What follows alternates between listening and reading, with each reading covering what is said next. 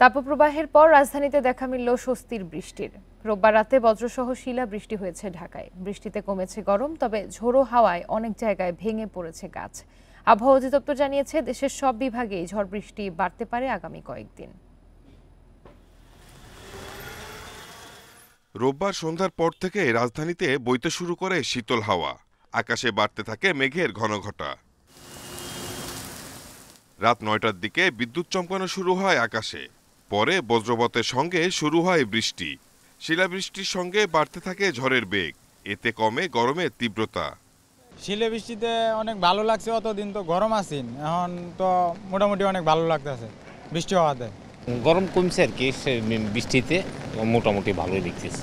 ঝোড়ো হাওয়ায় অনেক জায়গায় ভেঙে পড়ে গাছপালা।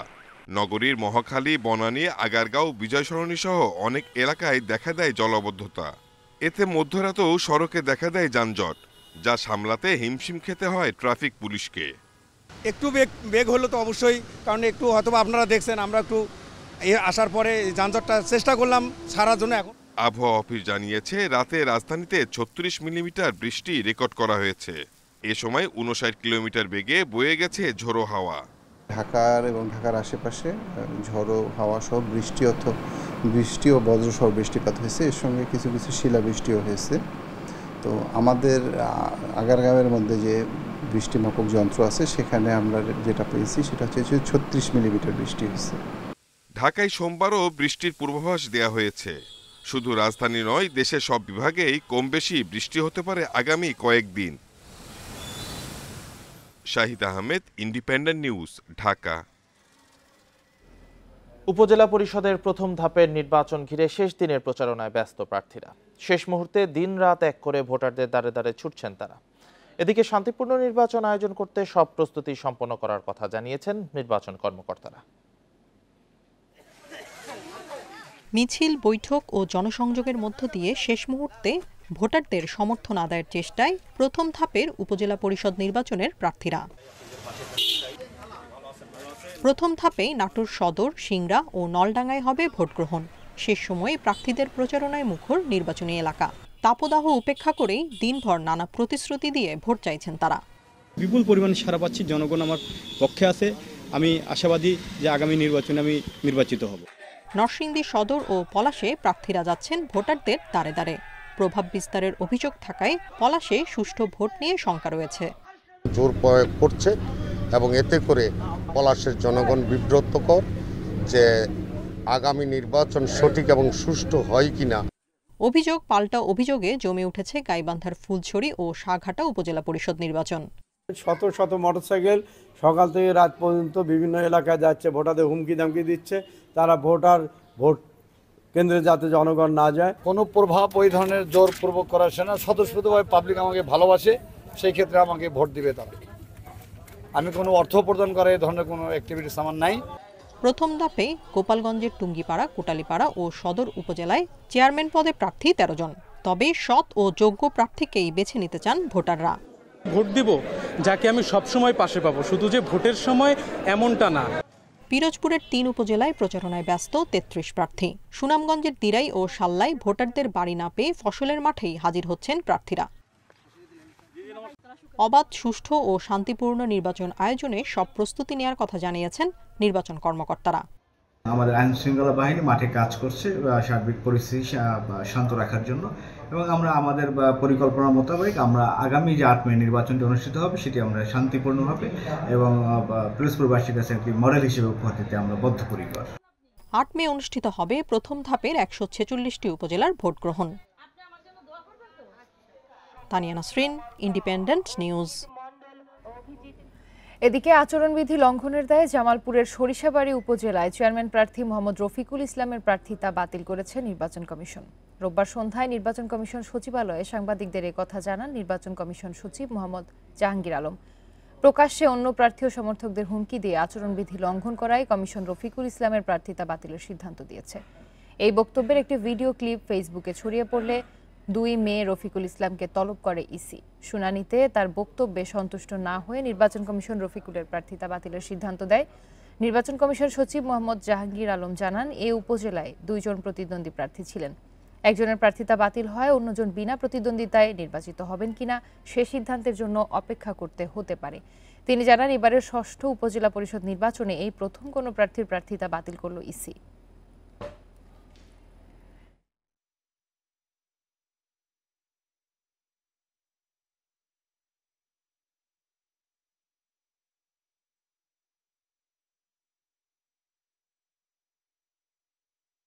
জামালপুর জেলার সরিষাবাড়ী উপজেলার চেয়ারম্যান পদপ্রার্থী জনাব মোহাম্মদ রফিকুল ইসলাম উপজেলা পরিষদ নির্বাচন আচরণ বিধিমালা 2016 এর বিধি 18 এবং 31 এর বিধান লঙ্ঘন করেছেন বিধায় উক্ত বিধিমালার বিধি 33 এর বিধান অনুযায়ী বর্ণিত নির্বাচনে তার প্রার্থিতা বাতিল করার জন্য মাননীয় নির্বাচন কমিশন সদয় সিদ্ধান্ত গ্রহণ করেছেন।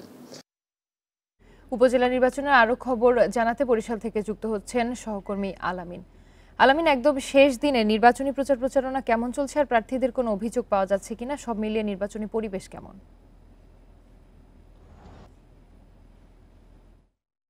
যে আসলে নির্বাচনী একদম শেষ পর্যায়ে চলে এসেছে। আপনারা জানেন, সেক্ষেত্রে বরিশাল সদর উপজেলার যে নির্বাচন, সেক্ষেত্রে কিন্তু 5 জন চেয়ারম্যান প্রার্থী তারা প্রতিদ্বন্দ্বিতা করছেন। এই মুহূর্তে আমি রয়েছি বরিশালের চরকাউয়া ইউনিয়নে, যেখানে আপনারা যদি দেখানোর চেষ্টা করি যে আসলে বরিশালের সিটি কর্পোরেশনের নদী পার হয়েই কিন্তু আসলে বরিশালের এই চরকাউয়া ইউনিয়ন, এখান থেকে কিন্তু কয়েকশো ভোটার কিন্তু ওপারে বরিশাল সদরে যাচ্ছেন এবং বরিশাল সদর থেকে আবার সিটি কর্পোরেশনে এলাকায় আসছেন।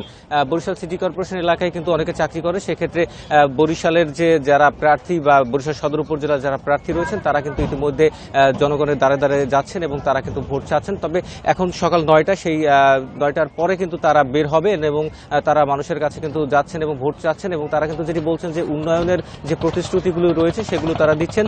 আর অভিযোগের বিষয় যদি বলি যে একে অপরের বিরুদ্ধে কিন্তু নির্বাচনের শুরু থেকেই কিন্তু অভিযোগ পাওয়া যাচ্ছে এবং সেই অভিযোগের ভিত্তিতে কিন্তু আমরা দেখেছি যে বেশ কয়েকবার কিন্তু প্রার্থীদের মধ্যে সংঘর্ষের ঘটনাও ঘটেছে, আহত হয়েছেন এবং সেই ক্ষেত্রে কিন্তু মামলাও হয়েছে, একে অপরের বিরুদ্ধে কিন্তু মামলাও দায়ের করেছেন। সেই বিষয়টি কিন্তু মাথায় রেখেই বরিশালের যে নির্বাচন কর্মকর্তা যারা রয়েছেন তারা কিন্তু ইতিমধ্যে যে তাদের যে প্রস্তুতি সেই প্রস্তুতি সম্পন্ন করেছেন এবং তারা বলছেন নির্বাচনকে সুষ্ঠু এবং সুন্দরভাবে সম্পন্ন করার লক্ষ্যে তাদের যে আনুষঙ্গিক যে কার্যক্রমগুলো রয়েছে সেগুলো তারা ইতিমধ্যে সম্পন্ন করেছেন এবং আইন শৃঙ্খলা বাহিনীকেও কিন্তু নির্দেশনা দেওয়া হয়েছে এবং সেই নির্দেশনা মোতাবেক কিন্তু আসলে আইন শৃঙ্খলা বাহিনীও কাজ করে যাচ্ছেন। আমরা দেখেছি আইন শৃঙ্খলা বাহিনীর যে সদস্যরা রয়েছে তারা কিন্তু বিভিন্ন স্থানে তল্লাশি করছেন এবং তল্লাশির মাধ্যমে কিন্তু তারা সেই বিষয়টি দেখছেন, যে বিষয়গুলো রয়েছে সেই বিষয়গুলো নিয়ে কিন্তু তারা কাজ করছেন। এছাড়া কিন্তু আমরা কথা বলেছিলাম যারা প্রার্থী রয়েছেন তাদের সাথে, তারা যেটি বলছেন যে নির্বাচনকে প্রভাবিত করতে যাতে কেউ না পারে সেই লক্ষ্যে তারা কিন্তু নির্বাচন কমিশনার কাছে আবেদন জানিয়েছেন এবং তারা যেটি বলছেন যে নির্বাচনে যাতে সাধারণ মানুষ সুষ্ঠুভাবে ভোট দিতে আসতে পারে এবং সেই বিষয়টি যাতে সুস্পষ্ট করা হয় সেই বিষয়টি কিন্তু তারা দাবি জানিয়েছেন। এবং আরেকটি বিষয় হচ্ছে যে তারা যেটি বলছেন যে নির্বাচনের দিন কেউ বহিরাগত কেউ যাতে এই সদর উপজেলা নির্বাচনে আসতে না পারে সেক্ষেত্রেও তারা সেই দাবিটি জানিয়েছেন। তো এই ছিল আমার কাছে বরিশালের নির্বাচনী প্রচারণার খবরাখবর। বরিশাল থেকে উপজেলা নির্বাচনের খবর জানাচ্ছিলেন সহকর্মী আলামিন। বছরে কিডনি বিকল হচ্ছে অন্তত 50,000 মানুষের। তবে অর্থ সংকটে মাঝপথেই ডায়ালাইসিস বন্ধ করতে হচ্ছে 60% রোগীর।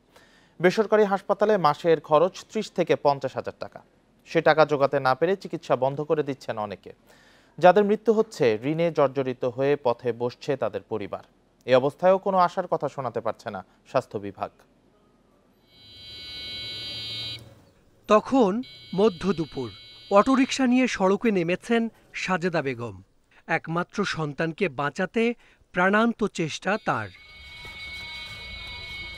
সাজেদার মেয়ে মুক্তা আক্তার, 2টি কিডনি নষ্ট, ডায়ালাইসিসে মাসে খরচ 25,000।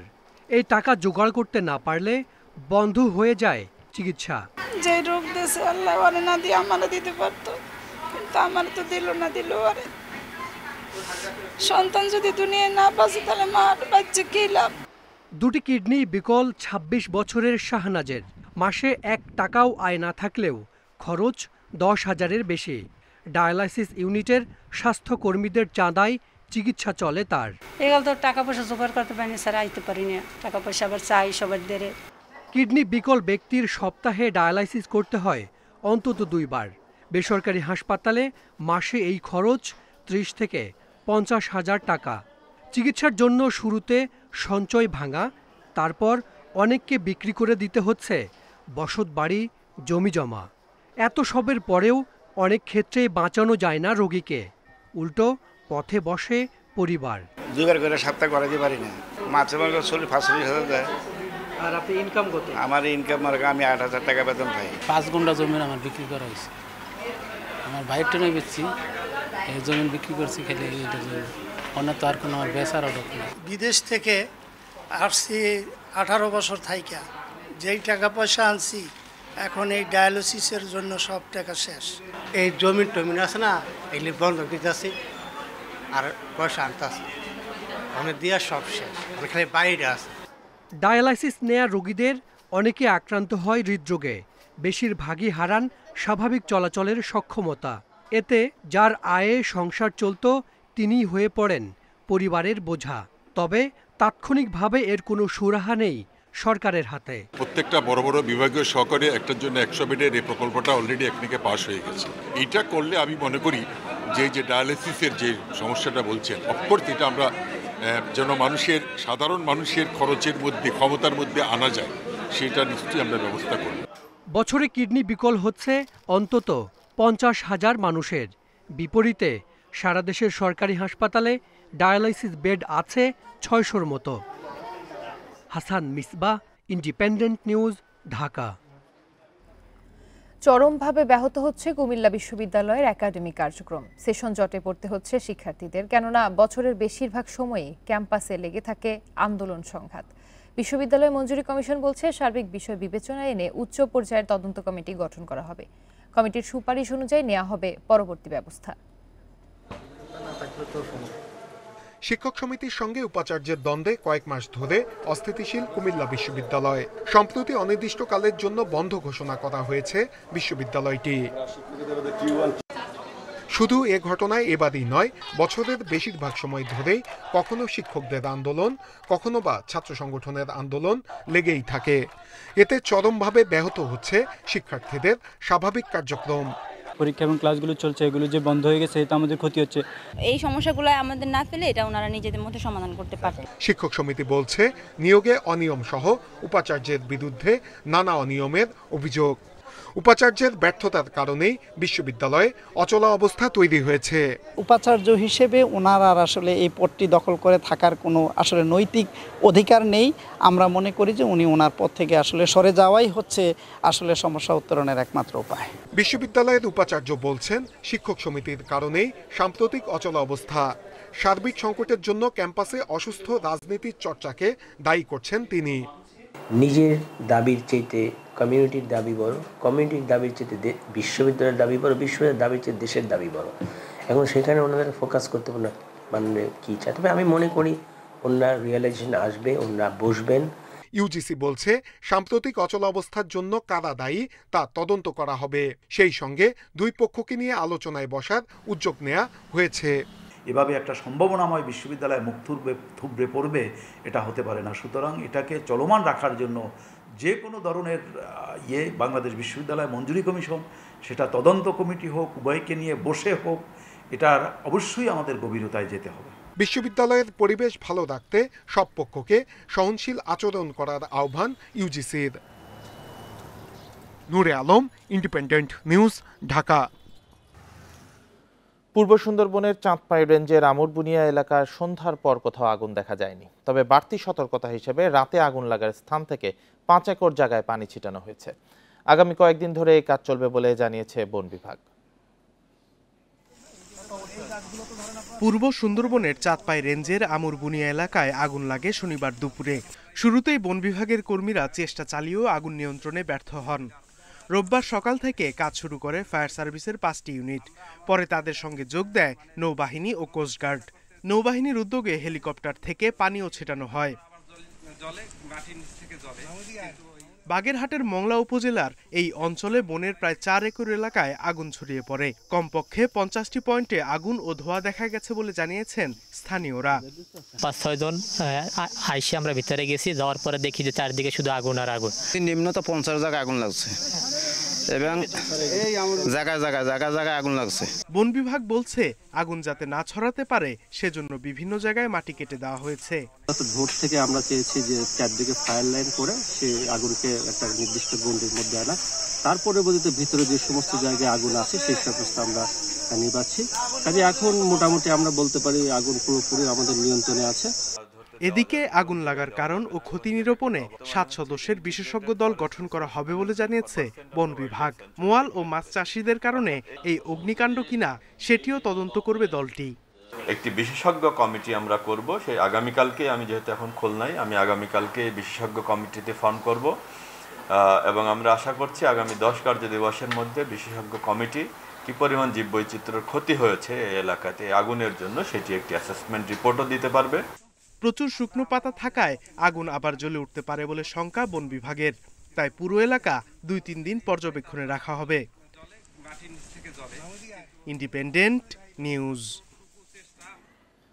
এ বিষয়ে আরো জানাতে বাগেরহাট থেকে আছেন সহকর্মী অভিজিৎ পাল। অভিজিৎ, এখন সুন্দরবনের আর কোথাও আগুন বা ধোঁয়ার চিহ্ন আছে কিনা, আর আগুনের কারণ ও ক্ষতি নিরূপণে যে বিশেষজ্ঞ দল গঠনের কথা সেটি কত দূরে গিয়েছে আসলে? গতকাল থেকে আসলে সুন্দরবনে এখন পর্যন্ত প্রত্যক্ষভাবে যে আগুন জ্বলছিল সেই আগুনগুলো দেখা যাচ্ছে না বা তেমন কোনো ধোঁয়াও দেখা যাচ্ছে না। তবে আগুন নির্বাপনের কাজ কিন্তু আজকে সকালে 3য় দিনের মতন শুরু হয়েছে, কারণ এই আগুন হচ্ছে কিছুক্ষণ পর পর আবার জ্বলে ওঠার সম্ভাবনা থাকে, কারণ মাটির নিচে আগুন থাকে। আপনি জানেন যে সুন্দরবনের এই অঞ্চলটাতে একটি শুকনো অঞ্চল এবং এই অঞ্চলের নদী এবং খাল শুকিয়ে যাওয়ার কারণে সুন্দরবনে যে নিয়মিত যে জোয়ার ভাটা হয়ে থাকে সেই জোয়ার ভাটাটা এখানে হয় না, যার কারণে ম্যানগ্রোভের যে বৈশিষ্ট্য সেই বৈশিষ্ট্যটি এখানে হারিয়ে গেছে এবং শুষ্কতা বেরিয়ে গেছে, যার কারণে কিন্তু এই অগ্নিকাণ্ডের ঘটনাগুলো বারবারই ঘটছে বলে বন বিভাগ তারা এটি চিহ্নিত করেছেন এবং এই কারণেই তারা বলছেন যে সুন্দরবনের এই অঞ্চলে যেই অগ্নিকাণ্ড নির্বাপনের জন্য বা প্রতিরোধমূলক ব্যবস্থার জন্য তারা এখানকার নদী এবং খাল খননের পরেও জোরদার দিয়েছেন।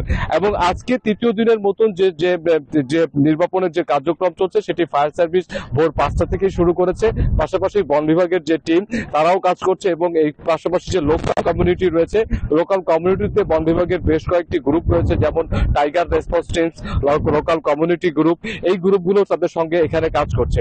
এছাড়াও আপনি জানেন যে গতকাল থেকে এখানে নৌবাহিনী, কোস্টগার্ড এবং বিমান বাহিনীর পক্ষ থেকেও কিন্তু এই আগুন নির্বাপনের যে কার্যক্রম সেই কার্যক্রম চলতে হয়েছে এবং দুপুর 2টার পর থেকে কিন্তু মূলত আসলে এই কার্যক্রমটি মূলত আসলে আগুন নিয়ন্ত্রণে আনা গিয়েছে। তারপরও এই আগুনের কার্যক্রম আরো 2-3 দিন চলবে এবং মূলত বন বিভাগ এখন আসলে বলছে যে মাটির তলে যে আগুন থাকে সেই আগুন যাতে পুনরায় যাতে উঠতে না পারে, যার কারণে তারা পুরো 5 একর জায়গা জুড়ে সুন্দরবনের তারা একটি ফায়ার লাইন তৈরি করেছে এবং সেই ফায়ার লাইনের মাধ্যমে জল দিয়ে সেখানকার মাটি ভিজিয়ে দেওয়া হচ্ছে এবং মাটির নিচে যাতে কয়েক ফুট পর্যন্ত পানি প্রবেশ করে সেই জন্যই কিন্তু পাম্পের মাধ্যমে এই পানিগুলো ছেটানো হচ্ছে, যাতে করে আগুন যেন মাটির নিচেও না থাকে, পরবর্তীতে আগুন বাড়তে না পারে সেই চেষ্টাটাই আসলে বন বিভাগ করছে এবং এই কার্যক্রমটি আরো 1-2 দিন ধরে চলবে বলে এই বন বিভাগের পক্ষ থেকে বলা হয়েছে।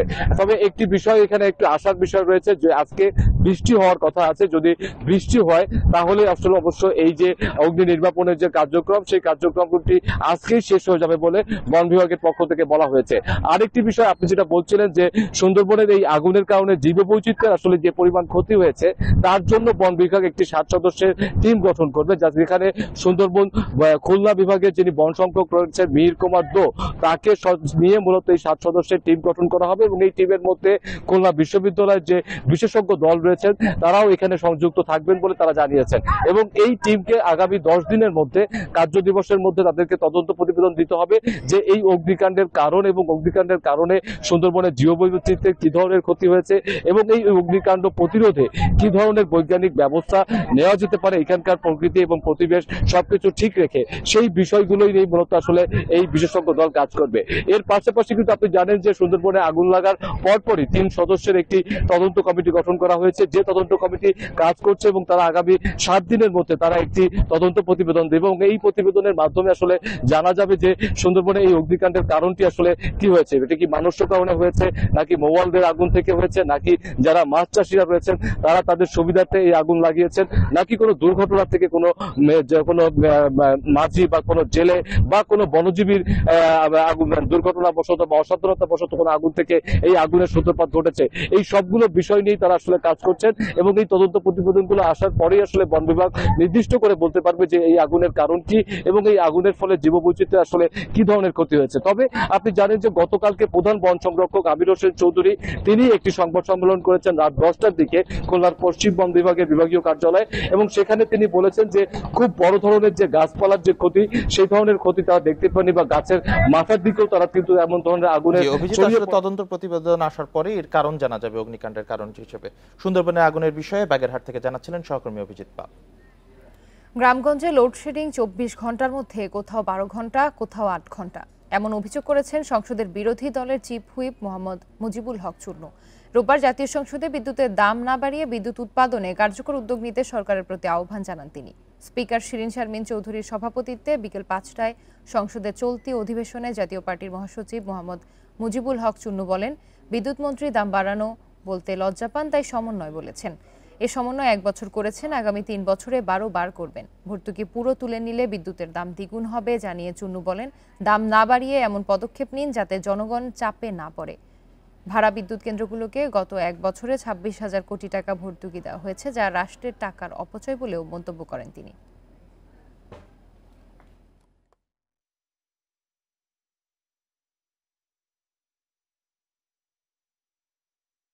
মাননীয় মন্ত্রী একটা সুন্দর কথা বলেন যে সমন্বয় মানে মূল্য বৃদ্ধি করেন, এটা বলতে লজ্জা হয়, বলেন যে সমন্বয়। এই সমন্বয় 1 বছর করেছেন, আগামী 3 বছরে 12 বার করবেন সমন্বয়, অর্থাৎ বৃদ্ধি করবেন করে ভর্তুকিটা যদি পুরো তুলেন, এখন যে দেওয়া বিদ্যুতের দাম প্রতি ইউনিট তাহলে ডাবল হয়ে যাবে 2 বছর 3 বছর পরে, তখন মানুষ কিনতে পারবে কিনা আমি জানি না। রাজস্ব আয় বাড়াতে এনবিআরকে ঢেলে সাজাতে হবে, নতুন করদাতা বাড়াতে তাদের কোনো পরিকল্পনাই নেই। রোববার দুপুরে রাজধানীতে এক সেমিনারে এসব কথা বলেন প্রধানমন্ত্রীর বেসরকারি শিল্প ও বিনিয়োগ উপদেষ্টা সালমান এফ রহমান। তার মতে এখনই তথ্য প্রযুক্তি খাত করের আওতায় আসার উপযোগী হয়নি। দেশে তথ্য প্রযুক্তি খাতের বার্ষিক ব্যবসার পরিমাণ প্রায় $2 বিলিয়ন। বছরে আইটি সেবা রপ্তানি $2 বিলিয়ন ছুঁই ছুঁই। এ খাতে বিদেশি বিনিয়োগও বাড়ছে। সম্প্রতি রাজস্ব বাড়াতে নানা খাতে কর ছাড় কমিয়ে আনার পরামর্শ দেয় আন্তর্জাতিক দাতা সংস্থা IMF।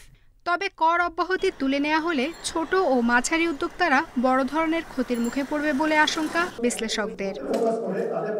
Investment climate for smart Bangladesh শিরোনামে আয়োজিত সেমিনারে এ ব্যাপারে সরকারের কাছে নীতি সহায়তা চান ব্যবসায়ীরা। কর ছাড় অব্যাহত রাখা উচিত বলে মনে করেন আইসিটি প্রতিমন্ত্রী। ট্যাক্স কর্পোরেট ট্যাক্স এক্সামশনেরটা আমাদের 26, 31 এবং 41 তিনটা সেগমেন্টে 3টা পলিসি নিয়ে আমরা কথা বলতে পারি। একটা রেশনাল লজিক্যাল সলিউশন আমরাই প্রপোজ করব, এটা যাতে এনবিআর ফাইন্যান্স মিনিস্ট্রি অ্যাকসেপ্ট করে। কর জিডিপি অনুপাত বাড়াতে এনবিআর এর কার্যক্রমকে ঢেলে সাজানো প্রয়োজন বলে মনে করেন প্রধানমন্ত্রীর বেসরকারি শিল্প ও বিনিয়োগ উপদেষ্টা সালমান এফ রহমান। নতুন করদাতা বাড়াতে এনবিআর এর কোনো পরিকল্পনা নেই বলেও মন্তব্য করেন তিনি। এনবিআর কি করতেছে, যারা ট্যাক্স দেয় তাদের উপরে আরো ট্যাক্স কেমনে ধৈর্য করা যায় সেটাই তারা করতেছে, আর যারা ট্যাক্স নেটের বাইরে আছে তারা বাইরেই আছে, তাদেরকে ট্যাক্স নেটের ভিতরে আনার কোনো উদ্যোগ না। যদি আপনি ট্যাক্স কালেকশনটা না চেঞ্জ করেন, আপনার মাইন্ডসেটটা না চেঞ্জ করেন, আপনার হোল পলিসিটা যদি না চেঞ্জ করেন, আগামী বছরে 7.8% থেকে আরও কমবে আপনার ট্যাক্স রেট টু জিডিপি। তথ্য প্রযুক্তি খাতে নজর না দিলে শিল্পের আকার ও প্রবৃদ্ধি কমবে, তাই এ খাতে সহজ শর্তে ঋণ প্রদান আর করের বোঝা কমানোর পরামর্শ দেন আলোচকরা। এগিয়ে যেতে হয় তাহলে আমাদের নারীদেরকে পিছিয়ে আফসানা আফরোজ জুই, ইন্ডিপেন্ডেন্ট নিউজ, ঢাকা। কয়েক দফা উদ্যোগ নিয়েও চালু করা যায়নি চট্টগ্রামবাসীর বহুল প্রত্যাশিত এলিভেটেড এক্সপ্রেসওয়েতে যান চলাচল। পুরোপুরি নির্মাণ কাজ শেষ না হয় কবে নাগাদ এক্সপ্রেসওয়ে চালু হবে তা বলতে পারছে না সংশ্লিষ্টরা। তবে র্যাম্পের কাজ শেষ হলে এক্সপ্রেসওয়ে চালু করা সম্ভব বলে জানিয়েছে চট্টগ্রাম উন্নয়ন কর্তৃপক্ষ। গেল বছরের 14 নভেম্বর ভিডিও কনফারেন্সে প্রধানমন্ত্রী এলিভেটেড এক্সপ্রেসওয়েটি উদ্বোধন করেন। 16 কিলোমিটার দীর্ঘ এই প্রকল্পের একটি অংশ সাধারণের চলাচলের জন্য গেল মার্চে খুলে দেওয়ার কথা ছিল, কিন্তু নির্মাণ কাজ শেষ না হওয়ায় আবারও এপ্রিলে এর সময় নির্ধারণ করা হলেও শেষ পর্যন্ত তাও হয়নি। চট্টগ্রাম উন্নয়ন কর্তৃপক্ষ জানিয়েছে কিছু নির্মাণ কাজ বাকি রয়েছে, তা শেষ হলেই চালু হবে এলিভেটেড এক্সপ্রেসওয়ে। তবে চলতি মে মাসে এটি সম্ভব হবে কিনা তা নিশ্চিত নয়। ম্যাক্সিমাম কাজই আমাদের শেষ হয়ে গেছে, এখন আমাদের লাইটিংটা কিছু বাকি আছে সামান্য, তারপর মার্কিংগুলো আর মাঝখানে কিছু ব্যারিয়ারের কাজ বাকি আছে। ঢালাইয়ের কাজটা কমপ্লিট হয়ে গেছে অলরেডি। আমরা 2টা পয়েন্টে নামাবো, একটা হচ্ছে টাইগার পাস পয়েন্টে এবং লাহনবাজার পয়েন্টে। গেল সপ্তাহে চৌকের চেয়ারম্যান হিসেবে দায়িত্ব নেন বীর মুক্তিযোদ্ধা মোহাম্মদ ইউনুস। ঘোষণা দেন এক্সপ্রেসওয়ের অসমাপ্ত কাজ দ্রুত শেষ করার। র্যাম্পের কাজ পুরোপুরি শেষ করেই এক্সপ্রেসওয়ে চালুর পক্ষে মত দেন তিনি। আমি ছেড়ে দিলে কন্ট্রাক্টরকে টাকা টুয়েলা দিয়ে সে পার হয়ে যাবে। আমি সম্পূর্ণ কাজ বুঝে নেওয়ার পরে মাননীয় প্রধানমন্ত্রী উদ্বোধন করে দিয়েছেন, টাকাও দিয়েছেন, ওনার টাকাটা 100% সেখানে কার্যকর হয়েছে কিনা আমি দেখে আমি ছেড়ে দেব। 4298 কোটি টাকার এই প্রকল্পের পুরো কাজ আগামী জুনে শেষ হওয়ার কথা। Independent news. বান্দরবানের নাইখংছড়ি সীমান্তে মাইন বিস্ফোরণে একই পরিবারের 2 জন সহ 3 বাংলাদেশি নাগরিক আহত হয়েছেন। রোববার সকালে ফুলতলি সীমান্তে 47 নম্বর পিলার এলাকায় এই ঘটনা ঘটে। আহতরা হলেন 2 সহোদর রশিদুল্লাহ ও মোহাম্মদ মফিজুল্লাহ এবং অপরজন মোহাম্মদ আবদুল্লাহ। 3 জনই কক্সবাজারের রামুর কচ্ছপিয়া গ্রামের বাসিন্দা। স্থানীয়রা আহতদের উদ্ধার করে প্রথমে কক্সবাজার সদর হাসপাতাল এবং পরে চট্টগ্রাম মেডিকেল কলেজ হাসপাতালে ভর্তি করে। কর্তব্যরত চিকিৎসক জানান আহতদের মধ্যে 2 জনের পায়ের গোড়ালি বিচ্ছিন্ন হয়ে গেছে। আহতরা সবাই মিয়ানমার থেকে গরু পাচারের সাথে জড়িত বলে জানান নাইখংছড়ি সদর ইউনিয়ন পরিষদের চেয়ারম্যান নুরুল আফসার। এর আগে শনিবার মাইন বিস্ফোরণে আরও 2 বাংলাদেশি আহত হন।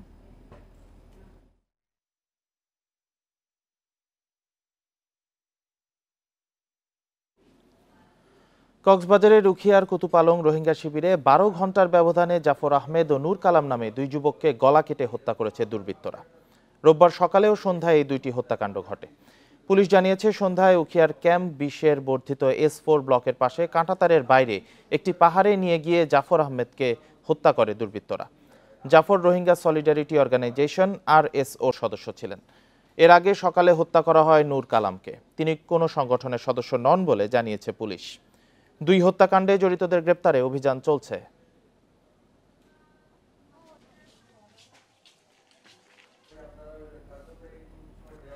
আঞ্চলিক অর্থনীতির লাইফলাইনের সক্ষমতায় পৌঁছে গেছে চট্টগ্রাম বন্দর। বন্দরের 137তম প্রতিষ্ঠাবার্ষিকীর অনুষ্ঠানে এ মন্তব্য করেছেন নৌ পরিবহন প্রতিমন্ত্রী খালিদ মাহমুদ চৌধুরী। বন্দরের চেয়ারম্যান জানিয়েছেন 21 শতকের চ্যালেঞ্জ মোকাবিলায় বন্দর ঘিরে নানা উন্নয়ন প্রকল্প চলছে। দেশের আমদানি রপ্তানি বাণিজ্য মূলত চট্টগ্রাম বন্দর নির্ভর। কর্ণফুলী নদের মোহনায় প্রতিষ্ঠিত বন্দরটি বর্তমানে দেশের অর্থনীতির অন্যতম নিয়ামক। রোববার বন্দরের 137তম প্রতিষ্ঠাবার্ষিকী উদযাপন করা হলো ঘটাকুড়ে। একটি জাহাজে আয়োজন করা হয় প্রতিষ্ঠাবার্ষিকীর অনুষ্ঠান। এতে উঠে আসে শতাব্দী প্রাচীন এ বন্দরের নানা দিক। সময়ের পরিক্রমায় বেড়েছে এর গুরুত্ব। বিশ্ব অর্থনীতির প্রতিকূল অবস্থা সত্ত্বেও দক্ষতা অভিজ্ঞতার মাধ্যমে কার্গো ও কন্টেইনার হ্যান্ডলিংয়ে ধারাবাহিকতা বজায় রেখেছে চট্টগ্রাম বন্দর। 2023-24 অর্থবছরে প্রথম 9 মাসে 4,355 কোটি ডলারের পণ্য রপ্তানি হয়েছে, যা আগের অর্থবছরের একই সময়ের তুলনায় প্রায় 5% বেশি। কাতারের আমির আসলেন, 2 দিন ছিলেন। 2 দিনের মধ্যে চট্টগ্রাম বন্দর এবং বাংলাদেশ সরকারের সঙ্গে আমরা এগ্রিমেন্ট এমইউ হয়েছে। আপনার এর আগে থাইল্যান্ডে আপনি জানেন র্যানং পোর্টের সঙ্গে আমাদের এমইউ হয়েছে। অন্যান্য দেশের পোর্টগুলোর সঙ্গে আমরা পোর্ট টু পোর্ট আমাদের সম্পর্ক বৃদ্ধি পাচ্ছে। 21 শতকের চ্যালেঞ্জ মোকাবেলায় বন্দরের আধুনিকায়ন ও উন্নয়ন প্রকল্প চলছে বলে জানিয়েছেন চট্টগ্রাম বন্দরের চেয়ারম্যান। বন্দরকে আধুনিকায়ন করা হয়েছে, উন্নত প্রযুক্তির ইকুইপমেন্ট সংযোজন করা হয়েছে, প্রশিক্ষণের ব্যবস্থা করা হয়েছে, নতুন নতুন প্ল্যাটফর্ম করা হয়েছে, ইয়ার্ড করা হয়েছে। এখন সার্বিকভাবে আমরা কিন্তু ওয়ার্ল্ডের সারা বিশ্বে যে যতগুলো বন্দর আছে খুব দক্ষ বন্দর বা কর্মচঞ্চল বন্দর, তার মধ্যে কিন্তু আমরা অন্যতম। দেশের আমদানি রপ্তানি বাণিজ্য গতিশীল রাখতে চট্টগ্রাম বন্দরের সক্ষমতা ভবিষ্যতে আরও বাড়ানো হবে বলে জানিয়েছেন সংশ্লিষ্টরা। Independent news. রাজধানীর মাতুয়াইলে বাসের ধাক্কায় পিকআপ ভ্যানের চালক সহ 2 জন নিহত হয়েছেন। নিহত পিকআপ চালকের নাম বাবুল চিশতি, অপর নিহত ব্যক্তি কবির হোসেন। গত রাত 1:45টার দিকে ঢাকা চট্টগ্রাম মহাসড়কের মাতুয়াইল মা ও শিশু হাসপাতালের সামনের রাস্তায় দুর্ঘটনা ঘটে। গুরুতর আহত অবস্থায় 2 জনকে উদ্ধার করে ঢাকা মেডিকেল কলেজ হাসপাতালে নিয়ে আসলে চিকিৎসক তাদেরকে মৃত ঘোষণা করেন। পুলিশ বলছে মাতুয়াইলে একটি পিকআপ ভ্যান ইউটার্ন নিচ্ছিল, তখন তুহিন পরিবহনের একটি বাস পিকআপ ভ্যানটিকে ধাক্কা দেয়। এতে পিকআপ ভ্যানটি দুমড়ে মুচড়ে যায় এবং বাসটি পাশে খাদের পানিতে পড়ে যায়। স্থানীয়রা পিকআপ ভ্যানের ভেতর থেকে মুমূর্ষু 2 জনকে বের করার পর তাদেরকে ঢাকা মেডিকেলে নিয়ে যাওয়া হয়। মরদেহ দুটি হাসপাতালের মর্গে রাখা হয়েছে।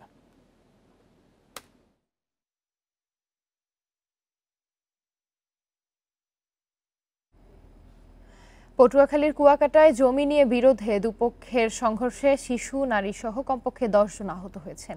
এই ঘটনায় 2 জনকে আটক করা হয়েছে। রোববার রাত 10টায় তুলাতুলির বাস স্ট্যান্ড সংলগ্ন এলাকায় এই সংঘর্ষের ঘটনা ঘটে। পুলিশ ও স্থানীয়রা জানায়, তুলাতুলি গ্রামের হানিফ মেম্বার ও মোশাররফ আকনের মধ্যে দীর্ঘদিন ধরে জমি নিয়ে বিরোধ চলে আসছে। গতকাল রাতে বিরোধপূর্ণ জমি নিয়ে কথা কাটাকাটির এক পর্যায়ে দুপক্ষের মধ্যে সংঘর্ষ বাধে। এতে 2 পক্ষের 10 জন গুরুতর আহত হয়। এদের মধ্যে 4 জনকে উন্নত চিকিৎসার জন্য বরিশাল শের-ই-বাংলা মেডিকেল কলেজ হাসপাতালে ভর্তি করা হয়েছে।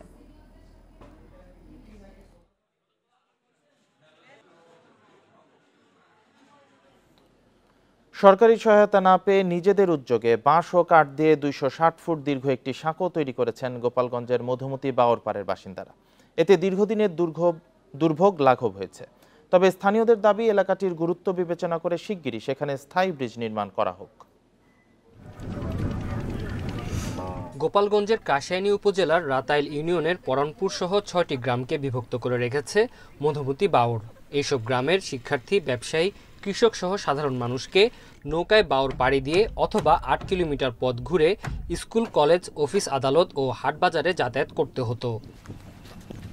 এখানে একটি স্থায়ী ব্রিজ নির্মাণের দাবি জানানোর পরও সাড়া পাননি স্থানীয়রা। অবশেষে নিজেদের উদ্যোগে বাঁশ ও কাঠ দিয়ে তারা তৈরি করেছেন 6 ফুট প্রশস্ত ও 260 ফুট দীর্ঘ একটি সাঁকো। খরচ হয়েছে প্রায় 4.5 লাখ টাকা, যার যোগান নিজেরাই দিয়েছেন। আগে নদী পারাপারের জন্য আমার নৌকার জন্য ওপার অনেক সময় বসে থাকা লাগতো, ঘন্টার পর ঘন্টা, ফলে কলেজে যেতে আমার দেরি হয়ে যেত। কাঠের ব্রিজটা তৈরি করতে সক্ষম হয়েছি এবং এর জন্য, এই তৈরি করার জন্য আমাদের কৃষকরা যা উপকৃত হয়েছে তা আমরা বলে বোঝাতে পারবো না। স্থায়ী একটা ব্রিজের ব্যবস্থা হয় যাতে 2 পারের মানুষের কষ্টটা লাঘব হয়। আরও এজন্য আমি সরকারের কাছে আবেদন করছি। এলাকাবাসীর পাশাপাশি স্থানীয় জনপ্রতিনিধিও এখানে একটি স্থায়ী ব্রিজ নির্মাণের দাবি জানিয়েছেন, আর তা নির্মাণের আশ্বাস দিয়েছে উপজেলা প্রশাসন। একটি তারা কাঠের পোল নির্মাণ করেছে। তো আমি আশা রাখি তাহলে আগামী দিনে এই জায়গাটায় জনগুরুত্ব বিবেচনা করে যেখানে একটি ব্রিজ যাতে হয়। আমাদের মন্ত্রী মহোদয় উনি নির্বাচনী ইস্তাহারে কিন্তু এটা বলেছেন, যে কমিটমেন্ট দিয়েছেন যে ওখানে একটা ব্রিজ উনি করে দিবেন অতি সত্বর, এবং ওনার ডিও উনি প্রদান করেছেন। এখানে বড় একটা ব্রিজ করার পরিকল্পনা আমাদের মন্ত্রী মহোদয়ের আছেন এবং উনি এই ব্যাপারে খুবই সচেতন। স্থায়ী ব্রিজ নির্মাণ হলে এলাকার উন্নয়ন ত্বরান্বিত হবে বলে মনে করেন স্থানীয়রা। Independent news. নারী টি-20 বিশ্বকাপ শুরু 3রা অক্টোবর। উদ্বোধনী দিনে মিশন শুরু করবে বাংলাদেশ। বি গ্রুপে স্বাগতিকদের সঙ্গী 4 দল খেলবে ঢাকায়। এ গ্রুপের সব ম্যাচ হবে সিলেটে। ঘরের মাঠে বিশ্বকাপে ভালো খেলার আশা বাংলাদেশ অধিনায়ক নিগার সুলতানের। আর দর্শক উপস্থিতি বাড়াতে গুরুত্ব দিচ্ছে বিসিবি, জানিয়েছেন সভাপতি নাজমুল হাসান পাপন। এক দশক পর আবারও নারী টি-20 বিশ্বকাপের আয়োজক বাংলাদেশ। আয়োজন সফলে বিসিবির ব্যস্ততা। প্রধানমন্ত্রীর সাথে ট্রফি নিয়ে বাংলাদেশ ও ভারত নারী দলের অধিনায়কের ফটো সেশন উন্মাদনা বাড়িয়েছে ভক্তদের। 18 দিনের মহারণ শ্রেষ্ঠত্ব প্রমাণে 10 দলের লড়াই 2 গ্রুপে ভাগ হয়ে। বর্তমান চ্যাম্পিয়ন অস্ট্রেলিয়ার সাথে ভারত, পাকিস্তান, নিউজিল্যান্ড ও কোয়ালিফায়ার 1কে নিয়ে গড়া হয়েছে গ্রুপে, যার সব ম্যাচ হবে সিলেটে। বি গ্রুপে স্বাগতিক বাংলাদেশের সঙ্গে South Africa, West Indies, England ও কোয়ালিফায়ার 2। এই 5 দলের সব লড়াই মিরপুরে। 3 অক্টোবর শুরু বাংলাদেশের মিশন, খেলবে কোয়ালিফায়ার 2 এর সাথে। পরের 3 ম্যাচ 5, 9 ও 12 অক্টোবর। প্রতিপক্ষ যথাক্রমে ইংল্যান্ড, ওয়েস্ট ইন্ডিজ ও সাউথ আফ্রিকা। 2014তে 1 ম্যাচ জয়ের পর পরের 4 আসরে জয়হীন বাংলাদেশ। এবার কি কাটবে জয়খরা? গত 4টা ওয়ার্ল্ড কাপ খেলেছি, হয়তো বা এক্সেপ্ট 2014 ছাড়া আমরা কোনো ম্যাচ উইন করতে পারিনি। সো আমাদের ফোকাস প্রথমেই থাকবে যেন আমরা ম্যাচ উইন করতে পারি রিয়েলিস্টিক ভাবে, এবং অবশ্যই সবার যদি সাপোর্ট, দোয়া এবং সবাই যদি আমাদের বেস্টটা ট্রাই করি, অবশ্যই আমাদের বিশ্বকাপ বাংলাদেশটা আমরা হয়তো বা ইনশাআল্লাহ রঙিন করে রাখতে পারি। সেমিফাইনালের প্রথমটি হবে সিলেটে, দ্বিতীয় সেমি ও ফাইনাল ঢাকায়। সফলভাবে আসর আয়োজনের লক্ষ্য বোর্ড সভাপতির। বোর্ড নিজের উদ্যোগে চেষ্টা করবে যে ওদেরকে মাঠে আনার জন্য। সেটার জন্য হয়তো যদি পেমেন্ট করতে হয় বোর্ড করবে, মানে ওদেরকে পে করতে হবে না। আসর আয়োজনে বাংলাদেশের প্রস্তুতি দেখে সন্তুষ্ট আইসিসি প্রধান নির্বাহী জিও ফেলার্ডিস। বিশ্বকাপ আয়োজন সফল করতে বিসিবির প্রস্তুতি প্রশংসনীয়। প্রত্যাশা পরিকল্পনা অনুযায়ী সব হবে। বিশ্বজুড়ে নারী ক্রিকেট প্রসারে আইসিসি গুরুত্ব দিচ্ছে। বাংলাদেশে নারী টি-20 বিশ্বকাপ সফলভাবে আয়োজন করে আইসিসির সুনজরে থাকতে চায় BCB. Mohammad Nazim, independent news, Dhaka. সামর্থ্য অনুযায়ী বিভিন্ন গেমসের জন্য ফেডারেশনগুলোকে ভাগ করার কথা জানিয়েছেন যুব ও ক্রীড়ামন্ত্রী। দ্রুত সব ফেডারেশনের সঙ্গে বৈঠক শেষ করে পরিকল্পনা বাস্তবায়ন করতে চান নাজমুল হাসান পাপন। জনপ্রিয়তায় পিছিয়ে থাকা ডিসিপ্লিনকেও আগামী 3 বছরের মধ্যে এগিয়ে নেওয়ার লক্ষ্য তার। এদিকে ক্রীড়ামন্ত্রীর আশ্বাস পেয়ে খুশি ফেডারেশনের কর্মকর্তারা। যুব ও ক্রীড়ামন্ত্রী হওয়ার পর থেকেই ফেডারেশনগুলোর সঙ্গে ধারাবাহিকভাবে বৈঠক করছেন নাজমুল হাসান পাপন। তাদের সীমাবদ্ধতা, চাহিদা জানার চেষ্টা করছেন। এখন পর্যন্ত মোট 27টি ফেডারেশনের কথা শুনেছেন ক্রীড়ামন্ত্রী। সোমবার সচিবালয়ে একসঙ্গে 5 ফেডারেশনের সঙ্গে বসেন নাজমুল হাসান পাপন। 2 ঘন্টার বৈঠকে সাইক্লিং, স্কোয়াশ, টেনিস, সার্ফিং ও ব্রিজ ফেডারেশনের কর্তারা তুলে ধরেন নিজেদের সংকট ও সম্ভাবনার কথা। মন্ত্রী মহোদয়ের সুদৃষ্টি আমরা আকর্ষণ করেছি যে এদেরকে এই হাই পারফরমেন্স ট্রেনিংটা কন্টিনিউ করার জন্য ফর দ্য নেক্সট 2 ইয়ার্স আমরা 2 বছর যদি এটা কন্টিনিউ করতে পারি তাহলে আমরা ইন্টারন্যাশনাল লেভেলে আমরা ডেফিনেটলি আমরা অনেক ভালো রেজাল্ট করা সম্ভব হবে। 53 বছরে আমাদের কোনো ভ্যালোড্রাম নাই।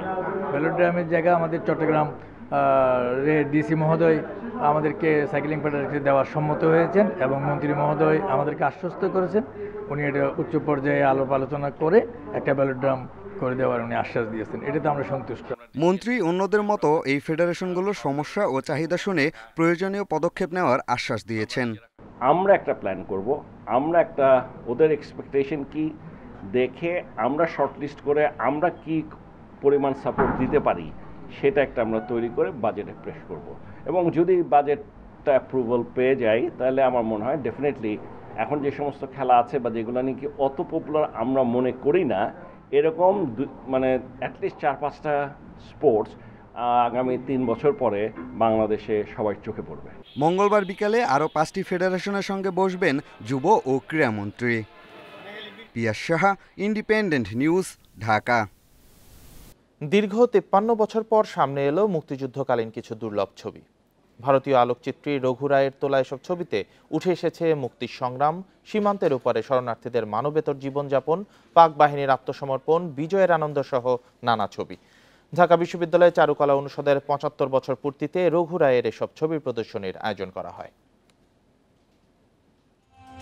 ছবিতে শরণার্থী জীবন, পাক হানাদার বাহিনীর আক্রমণে সীমান্ত পেরিয়ে ভারতে আশ্রয় নেয়া নিরস্ত্র কোটি বাঙালির বেঁচে থাকার সংগ্রাম। খুব অল্প সময়ের মধ্যেই ভারতে আশ্রয় নেয়া শরণার্থীর সংখ্যা ছাড়ায় 1 কোটি। মানবতার জীবনযাপনের সেই করুণ দৃশ্য মনে দাগ কাটে তরুণ আলোকচিত্রী রঘু রায়ের। নিজের ক্যামেরায় ধরে রাখেন মুক্তি সংগ্রামে কোটি শরণার্থীর সেই কঠিন সময়ের প্রতিটি মুহূর্ত। দুর্লভ ছবির ফিল্মগুলো হারিয়ে যাওয়ার প্রায় 35 বছর পর আবারও খুঁজে পান রঘু রায়। এরপর দীর্ঘ সময় ধরে তিনি তা পুনরুদ্ধার করেন। বাঙালির মুক্তিযুদ্ধকালীন ছবিতে যুক্ত করেন নতুন পালক। মুক্তিযোদ্ধাদের সংগ্রাম, পাকিস্তানিদের বর্বরতা, হানাদারদের আত্মসমর্পণ, বিজয়োল্লাস সহ নানা দিক উঠে এসেছে তার ছবিতে। এবং যুদ্ধক্ষেত্রে যেই পরিবেশ থাকে সেখানে আমরা সকল নিয়ম নির্মাণের যে নিয়মগুলি থাকে সেগুলি আমরা সেভাবে হয়তো ধারণ করতে পারিনি, কিন্তু এখানে আপনি দেখবেন যে ওই যুদ্ধক্ষেত্রে ওই পরিবেশের মধ্যেও কিন্তু সে অসাধারণ শিল্পকর্ম তৈরি করেছে। এই ছবিটা 1000 বছর পরেও এরকম থাকবে। এই রেখাগুলো কিন্তু মানুষের জীবনের সংগ্রামের কথা বলবে, ক্ষোভের কথা বলবে, জীবন সংগ্রামের কথা বলবে। দুঃখের বা এই সময় পার করাটা এটা সত্যি গা শিউরে ওঠে। ঢাকা বিশ্ববিদ্যালয়ের চারুকলা অনুষদের 75 বছর পূর্তি উপলক্ষে এই প্রদর্শনীর আয়োজন। উদ্বোধনের আগে সংক্ষিপ্ত আলোচনায় বক্তারা বলেন, দ্বিতীয় বিশ্বযুদ্ধের পর 71-এর মতো এত বড় গণহত্যা আর হয়নি, অথচ এর আন্তর্জাতিক স্বীকৃতি আজও আসেনি। এই ছবিগুলোকে ব্যবহার করে যেন বাংলাদেশের যে গণহত্যা তা আন্তর্জাতিক স্বীকৃতির ক্ষেত্রে একটা ভূমিকা মন্ত্রী মহোদয় রাখবেন। চেষ্টা করছি যে গণহত্যার আন্তর্জাতিক স্বীকৃতি, আমার মনে হয় রেইজ অফ নেশন এই চিত্র আমাদের সহায়ক ভূমিকা পালন করবে। দুর্জয় বাংলাদেশ ফাউন্ডেশনের সহযোগিতায় এবং জিহান করিমের তত্ত্বাবধানে ভারতীয় আলোকচিত্রে রঘু রায়ের রাইজ অফ এ নেশন আলোকচিত্র প্রদর্শনীর আয়োজন করা হয়, যা চলবে 19 মে পর্যন্ত। Ijazur Rahman, independent news, Dhaka. আর এই ছিল সকাল 9টার বিরতিহীন ইন্ডিপেন্ডেন্ট সংবাদ।